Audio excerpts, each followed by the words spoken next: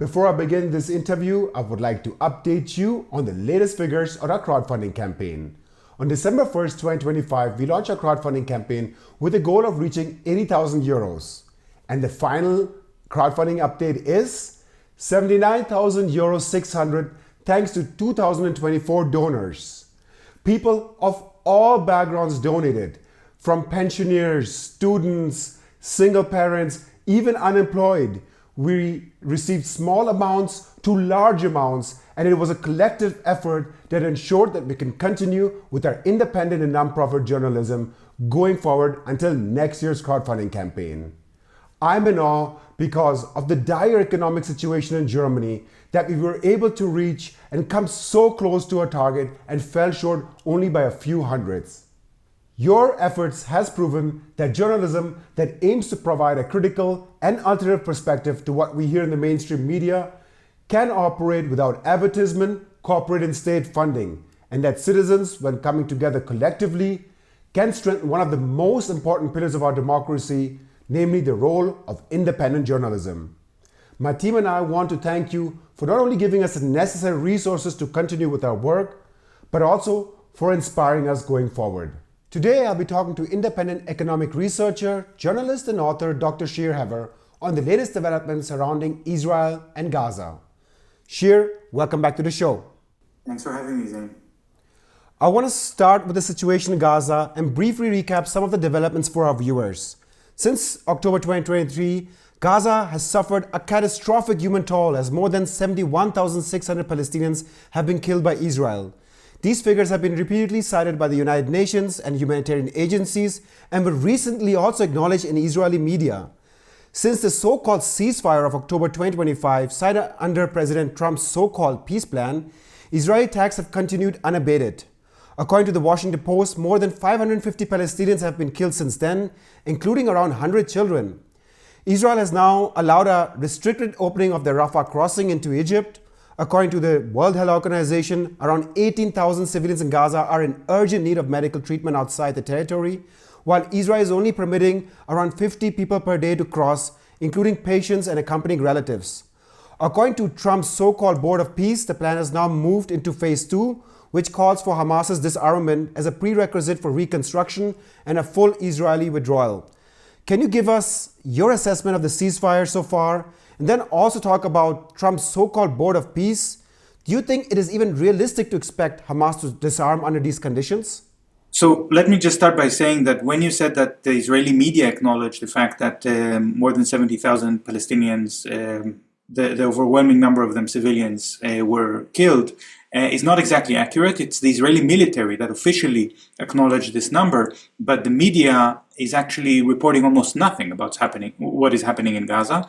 And most Israelis, maybe we can talk more about the internal discourse in Israel, but just to put this into perspective. So, of course, the situation in Gaza is very dire, and a lot of Palestinians in Gaza are saying that they don't feel that there's a ceasefire. There's still bombing, and there's still attempts by Israel to restrict, not just attempts, but successful attempts, to restrict and deny humanitarian aid to enter. The organization Doctors Without Borders was forced to leave and stop its operation in Gaza because Israel made unreasonable demands at the organization to allow complete surveillance of its workers in Gaza, something the organization was not able to accept. So the Rafah border is now operated on one side by Egypt, but on the other side it is operated by the Al-Shabaab militia. At least this is what I'm hearing from Palestinian witnesses on the ground, which are saying that this militia, which is funded and armed by Israel, is deciding who gets to cross and checks people as they cross the crossing. And this is part of the Israeli very colonial, imperialistic method of causing divisions within the Palestinian society. So what I'm hearing also from the Israeli media and from the Israeli intelligence reports, so of course this is, we need to take this with a grain of salt, but they're saying that Hamas is rebuilding its power within Gaza, that it is actually able to attack the Al-Shabaab militia and other pro-Israeli forces within Gaza, reestablish its power, and that there is absolutely no chance that Hamas is going to accept disarmament. From the statements that Hamas itself was making, they say that they are willing to disarm from their heavy weapons, but not from their light weapons. And there's a whole conversation about what counts as a heavy or a light weapon. I think that we are now living in a world which everything is really at the whim of decisions by President Trump, which can change them from hour to hour. And this brings me to the second part of your question about the Board of Peace, because Trump has used Gaza as a launching point for a new global strategy, what he calls the Don Roe doctrine, where the idea is actually to replace the United Nations. And I think this is a horrible realization when he established this Board of Peace. And if you look at the charter of the Board of Peace, the word Gaza is not even mentioned, or the word Palestine is not even mentioned. It's actually an organization which is supposed to be a kind of world arbitration forum, which is exactly what the UN was established to be. And the same countries, especially the Western governments, which is part of the Security Council, went along with Trump's crazy ideas of the Board of Peace because they thought this is what's going to create a ceasefire in Gaza, are now realizing that what they did is actually cut the branch that they were sitting on, because their ability to vote in the Security Council will mean nothing if Trump tries to create a new world order, which is headed not by the United States, but by him personally. Can you talk more about these militia? I think Reuters and even Haaretz report about that, and they say that they've confronted Hamas fighters and presented themselves as an alternative authority. What does it reveal about Israel's military state that they have to employ these militias? Is it a way for Israel to get its job done by employing proxy forces while in a way appearing in front of the media that they are respecting the boundary or what they call the yellow line? Well, if I start to list to you all of the historical cases in which Israel recruited some kind of militia, armed them and trained them within the occupied Palestinian territory or within Lebanon or in other countries as well, we will run out of time. There are so many cases like this. And Israel didn't invent this method. The British Empire did it, of course, and other empires as well. I think it's worth mentioning that when an empire or a colonial force is starting to arm the indigenous people in order to create divisions and to create kind of local police or enforcement forces that are loyal to the empire rather than to the indigenous population, they are going into a very dangerous territory. And we've seen this in Lebanon. In Lebanon, this whole policy collapsed completely when the South Lebanese army, which is was an Israeli creation, collapsed in the year 2000. Hezbollah defeated them utterly. Then Israel was in a situation in which they had no choice but to accept Lebanese citizens into Israel and give them Israeli citizenship, something that Israel never wants to do, to give citizenship to non-Jews. But they had no choice. And of course, they lost all of their fortresses and holdings within Lebanon. So this is considered one of the greatest failures of Israeli imperialism. In the West Bank, Israel had been more successful by using the Palestinian Authority as a kind of proxy force, something which is extremely controversial, of course, from a Palestinian point of view, because the Palestinian Authority itself will say we are not a proxy for the Israeli occupation. But from the Israeli perspective, from the Israeli military command, they consider the Palestinian Authority to be their underlings. This is how they talk about them. And the idea to create this Al-Shabaab militia in Gaza is the same of the same kind of policy, but the difference is that if you look at the South Lebanese army, Israel built it over years, trained it and armed it and funded it. If you look at the Palestinian Authority, here Israel really built an ongoing strategy with international cooperation to give legitimacy to the Palestinian Authority as a representative of Palestinian political factions, which are legitimate political factions and political parties.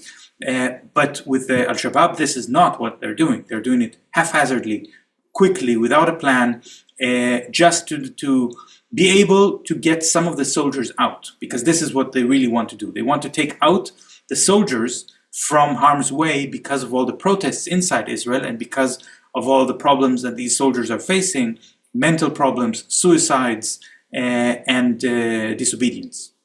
Let's now focus on Israel and Iran, and I'd like to recap some of the latest developments for our viewers here as well. In January 2026, Israeli Prime Minister Benjamin Netanyahu publicly commented on the protests inside Iran, praising the protest struggle for freedom and condemning the killing of civilians. On January 29th, Reuters reported that President Trump was weighing possible strikes on Iran. In that same Reuters report, a senior Israeli official said that airstrikes alone would not be sufficient to topple the Iranian system and that boots on the ground would be required if regime change were the objective. Then, recently in February, Reuters also reported that US and Iranian officials were preparing for talks in Istanbul, with officials on both sides stating that the immediate priority of these talks was to avoid a military escalation and prevent a wider conflict. Even though tensions now appear to be simmering down, they can explode at any time, as we saw a similar approach before. Last year, the United States carried out airstrikes on Iran's nuclear sites at a time when diplomatic efforts were underway, with European foreign ministers having met just a day earlier with Iran. Given these developments, do you believe Israel is gearing up for another war with Iran? And do you think Israel's military and air defense systems are actually prepared for another round? Okay, well, everything that is connected to what can happen in Iran, I am not qualified to say. I'm not an expert on the Iranian military capabilities, nor of their political system and how powerful are the protesters. But I can say that from the Israeli side, there is this fantasy that the Iranian regime will fall and there will be a pro-Israeli, a friendly regime coming to power in Iran, maybe in a similar fashion to what has happened in Syria. But I think that this fantasy is in fact fabricated by the Israeli government, especially by Netanyahu himself, as a way to project power. But this, so as the former commander of the Israeli military intelligence, Tamir Heyman, said 2 days ago, Israel's best strategy in order to achieve that the Iranian regime will fall is to do nothing. And the best thing that could happen is if there is no agreement, no nuclear agreement, according to him, because a nuclear agreement would actually give legitimacy and international support to the Iran regime. So Israel should diplomatically oppose an agreement, as Israel has always done, but any kind of military intervention will achieve the opposite result. But I think that this is not the consideration of the Israeli government. The Israeli government considers, and more than anything, this is a personal matter for Netanyahu. Because before Netanyahu was part of Israeli politics, Iran was not such a domestic question for the Israeli population. And during the 10 years in which Netanyahu was out of Israeli politics for a while, Iran was also a non-issue. So it's really connected to him. He needs Iran, but he needs Iran as a real threat. Because if it's just about making a one-sided attack like Israel did in Doha, in Qatar, or even a bombing in Gaza, this is something that captures the Israeli attention, the media attention, for a few hours at most. But in this attack in June, which lasted for 12 days, it was absolutely something that could grab the attention of Israelis, because Israelis thought they're going to die, because they thought Israel is going to lose, because they were absolutely not prepared for a real confrontation with Iran. Iran is bigger than Israel. Iran has more soldiers and a lot of missiles and so on. And the Israelis are simply not willing to pay the price. The Israelis have options. Many Israelis can leave, what many Iranians cannot. So the point of attacking Iran is to terrify the Israeli public and to completely silence any kind of protest within Israel. So Netanyahu needs this as a sort of a card. And if you are asking me, what is the likelihood that Israel will attack Iran? My answer would be, it all depends on how secure Netanyahu feels in a particular moment. Right now, actually, Netanyahu is in a relatively powerful position. The trial against him is a mockery, and there's really no sign that there's any chance that he would be convicted. He has growing support among the right wing inside Israel. The left, or I don't want to call them left, but let's say the oppositional forces are bickering with each other and are trying to say that they, even if they oppose Netanyahu, they will never make a coalition with Palestinian citizens of Israel, meaning they have no chance to form a majority anyway. Under these conditions, Netanyahu can postpone the elections or hold the elections and win them or do whatever he wants. There's no need for him to start a war.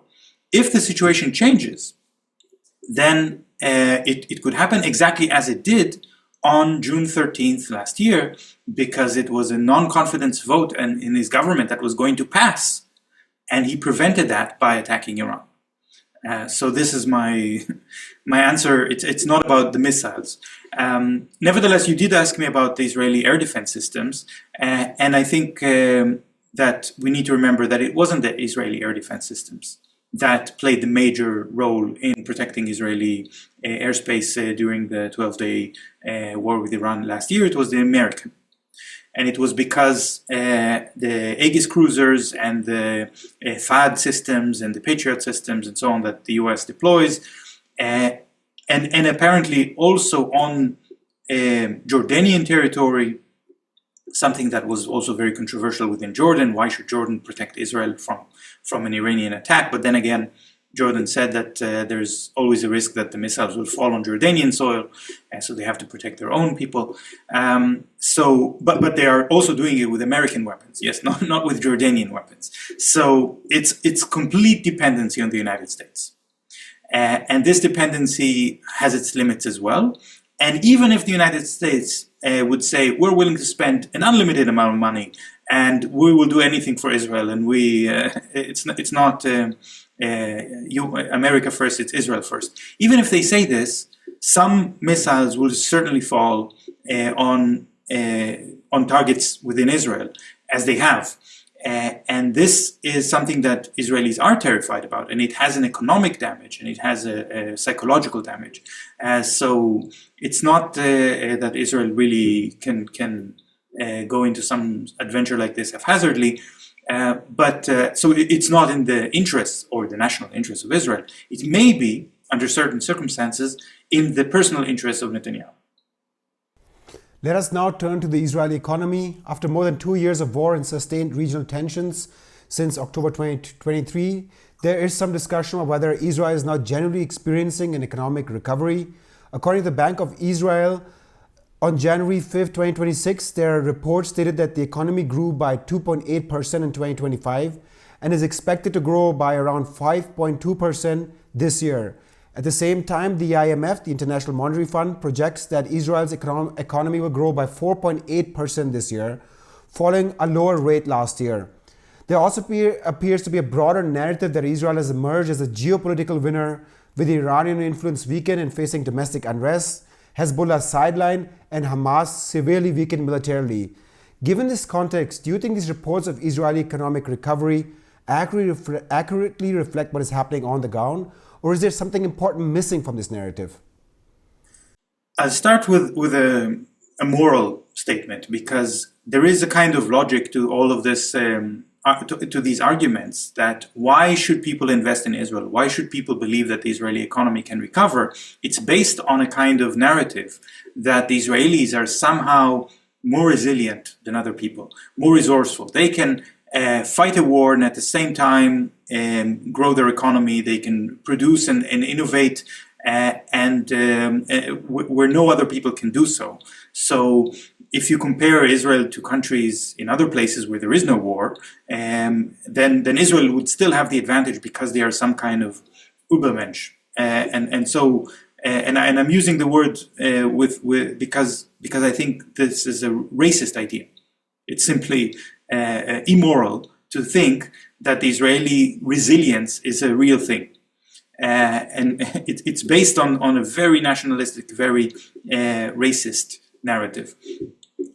So let's put this aside and talk about actual economic indicators. And what we actually see in the Israeli economy is that there is a tremendous amount of hype. There is a concentrated effort to conceal information. The credit agencies like Moody's, which increased Israel's credit projection, they fall into this trap very easily because they, as they always do. But behind it, you have to look at the actual reports and make a comparison.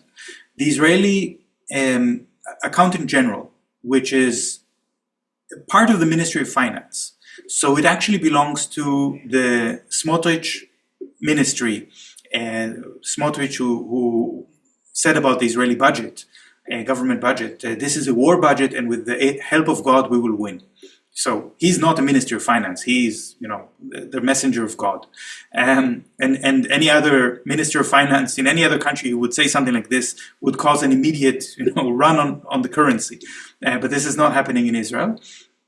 Instead, you have the general accountant publishing a report every year about how the budget has actually been spent. And in this report, it shows that Israel is accumulating debts in tens of billions of dollars by buying weapons, mostly from Western governments, from Western arms companies, tens of billions of dollars on credit. So they're buying the weapons, but they're saying, we won't pay you right away, we'll pay you a year later. And then in English, they published also a report which focuses on the Israeli debt. And in this report on the Israeli debt, they forgot to mention that they're buying weapons on credit. So they're only talking about the debt that they accumulate through selling bonds, government bonds. So if you have a gap between the government bonds and this credit in worth tens of billions of dollars, this is an extra debt of the Israeli economy. Meanwhile, the interest rate on the Israeli debt is increasing because speculators who are buying Israeli bonds are not idiots. Well, some of them are idiots because they're buying Israeli bonds, but some of them think there might be a chance that Israel will pay back its debt, and so they're willing. They demand an extremely high interest rate to compensate for the risk. So that's another serious problem for Israel to be able to repay its debts in the future. And then you have this absurd situation that the Israeli stock exchange is actually doing very well, and the Israeli currency is doing very well in exchange to the dollar. The Israeli shekel is doing. And these two have very obvious reasons because of the war. Because the reservists, who I mentioned before, Israel has a shortage of soldiers, really has a serious problem to deploy enough soldiers in Gaza. And especially when the soldiers are recruited for reserve duty for extremely long periods of time, that they lose touch with their family and their workplace doesn't exist anymore. In order to get the soldiers to agree to serve like this, Israel has bribed them with very high rates of payment, basically, creating a mercenary army, and pay them more than twice the average wage and more than 4 times the minimum wage for reserve duty. Now they're trying to cut down because they ran out of money. But if you think of these soldiers who are spending 100 days, 200 days, 300 days in Gaza, getting tremendous amounts of money, which the Israeli economists are estimating as over 70 billion Israeli shekels. This money pours into their bank accounts, but they don't know what to do with it. So they invest it because they're in Gaza, they don't have expenses. So they spend the money by investing it in stocks. And the stock exchange is flourishing when in fact people, instead of working and consuming and being part of the normal economy, they're killing people in Gaza. So that's why the stock exchange is flourishing. And the second issue with the currency also has a clear explanation, because has been happening in the last 3 years or so is that Israel's high-tech sector, which is the most important sector of the Israeli economy, the big high-tech companies, creating the revenue that is the biggest part of the Israeli GDP compared to any other sector, is no longer the biggest sector, because now the arms sector is becoming even bigger. But it's not just because the arms sector grows so much because of the war, it's also because the high-tech companies are escaping. And the way that they're escaping is by making exits. So you have a company, and instead of starting a business and selling their product and as tech companies are supposed to do, they wait for some US company to buy them out so that they can leave Israel. And in this process, an Israeli company becomes an American company, and this American company is paying a lot of dollars, which are exchanged into Israeli currency, and this floats the Israeli shekel very quickly and very strongly upwards, but it's certainly not an indication of prosperity. There was this perception that certain things are changing towards Israel. And when you look at last year, a global consciousness was growing, boycotts were happening, governments were becoming critical of Israel, especially in Europe. There was a lot of talks and even implementation of not supplying certain weapon parts to Israel from different European countries. Even in the US, you saw, for example, a consciousness growing within the American right, becoming more critical of Israel. And since the ceasefire, I have this perception that this has sort of been dampened, that Israel has proven to become immune. And there's this movement that was also very prominent in the global south, emerging from certain Latin American countries that were becoming more and more vocal about breaking relationships with Israel, has sort of backtracked. Can you update us whether this is a fact and whether there's certain things still taking place on the global or local level that is still moving in the direction of trying to punish or hold Israel to account for what it's done and is still doing in Gaza? Well, I think you're getting the impression that the global pressure against Israel is decreasing because the international media is not focusing on it. But this impression is not accurate, because the Israelis are certainly feeling it. And I have seen dozens of articles in the Israeli press where they say, how is it possible that we're still being boycotted if there's a ceasefire? Of course, from their point of view, there is a ceasefire. They think that everything is fine because no Israelis are being killed, but Palestinians are still being killed, and they don't want to know about it, and then they are surprised that they are still being accused of genocide, and there are still boycotts and embargoes. And still, I can see the Israeli arms companies are scrambling to find companies who would sell them the materials and the components and the ammunition for the weapons. And it's not easy, because there are some countries that continue to violate international law. So let's not call it punishing Israel, because the punishment for committing genocide is not that people will not sell you weapons. This is part of the responsibility and the obligation of third states not to be complicit in the act of genocide. So the accountability is demanded not from the Israelis. This is something that will come later in tribunals. Now it's the accountability of the governments and international corporations that are breaking the law by providing Israel those things. And even if newspapers are not really talking about it as much, and you're not noticing it, they are still very concerned about it. They know that legally speaking, they're not protected from complicity in war crimes and crimes against humanity if there's no headline in the mainstream media saying that Israel is still violating the ceasefire. So this is absolutely still happening. Maybe you should interview Oli Noy, who wrote a fascinating article where she gathered together a lot of those comments by Israelis that are so surprised that there's still academic boycott and cultural boycott, and artists don't want to perform in Israel, and they don't want exchanges with Israel. And she says to them, well, you know why you're being boycotted? Because you are committing genocide. So this is, but Or Linoi is only able to publish an article like this in the alternative media in Israel. No mainstream Israeli channel is willing to address those things, because this illusion, as if there is a ceasefire, as if the war is over, as if everything is fine and the economy is recovering, is extremely important for the Israeli society. It's not just important in order to protect the Netanyahu government, but it's also important for the Israeli public to be able to hold on to this illusion that the past 2 years can be forgotten, and that they have no responsibility, no guilt for what has happened. So they're very eager to buy into this illusion, to believe those lies, just to be able to mentally sustain themselves.